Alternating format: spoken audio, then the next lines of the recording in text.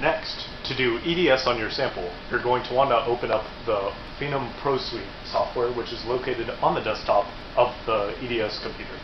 Just double click it and it should pop open. To do EDS, click on the Element Identification tab. To acquire the image that's currently in your SEM, hit the refresh button up top. It'll take it just a moment, but the image should load. There we go, image is acquired. Next, we have a variety of options here. We have point analysis. We can do an analysis of the entire sample, or we can move forward and do a different type of analysis or do something else with our EDS. First, let's just do a point analysis at an arbitrary point. So let's pick 2 points here. It'll take just a minute. So this is a chem wipe, so we should be expecting to mostly see carbon, and then we'll see some gold on there as well because it's been sputter coated with gold. Not to worry, this is not a super fancy chem wipe. Did not come with gold already, so we're good there. You can iterate through your different sample collections by clicking on this bottom toolbar down here. So for this first sample, we are currently on 1, and it's currently in recording process. Once that is done, we can click over to sample 2, which should begin analyzing, I should say, in just a moment. And these analyses, you can see that there are some elements which may pop up, which may seem kind of miscellaneous. Currently we have carbon, gold, and oxygen, which are all pretty reasonable considering this is a sputtered organic material. But over in the sample 1 analysis, which I just clicked over to down here, there's neodymium, which is supposedly present, and that sort of information can be masked out in the next tab. Like I said, the final thing we can select to do in our analysis is take an analysis of the entire sample, and I'll do that by clicking this button here. So that should finish up. Instead of being a point analysis, it'll just take the whole image. Next, we'll go over to our analysis tab.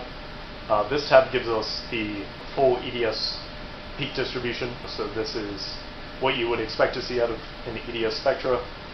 It corresponds to the energies of the characteristic fluorescences of all the different elements which are being studied. And I would guess that the reason why we're seeing neodymium is because there's some overlap with one of its peaks with gold over in this region here. So what we can do for that is we can actually select neodymium and we can right click it, and that will cancel it out, and then the software will do its best to fit it to the elements that are currently being read. So cadmium's in here, and I sure hope it's not, so we're going to mix out of that as well. And that can be done for all of our samples here individually. The next thing you can do is you can go over to this tab here and do an elemental mapping. You can decide the resolution of this mapping by determining the resolution and the pixel time up top here. Just keep in mind that with higher resolution, your estimated mapping time will increase fairly dramatically. What's nice about this mapping technique is that it will give you a visual representation of regions of higher concentration of different materials inside of your sample that is being measured. It's particularly useful if you have some multi-phase metallic sample and you're looking for regions of higher concentrations of one element over another. So we can do a really small region like this and begin mapping. And the EDS software will start mapping. Once again, neodymium pops up, and I'll go ahead and right click it down here and just get rid of it. It is rather small on the screen here, but you will be getting a visual representation of the different elements which are supposedly present. So we currently have a blue, a green, and a cyan color. So each one is representing the different regions of high carbon, gold, and oxygen content respectively. Supposedly boron's in there as well. Once that completes, we will have a full visual representation of the concentrations.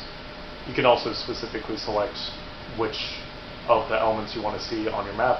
So currently I've deselected the gold, so I'm only seeing carbon and oxygen, which may be useful since we did sputter it with gold. Final thing to note is that you can go ahead and save your project once you've completed your mapping and all of your analysis that you want. At this bottom area here, go ahead and rename your project whatever you want. There is actually a keyboard attached to this, so you'll just do that like you normally would. Hit Save Project, and you'll be able to save it onto some location on the desktop or whatever location you so desire.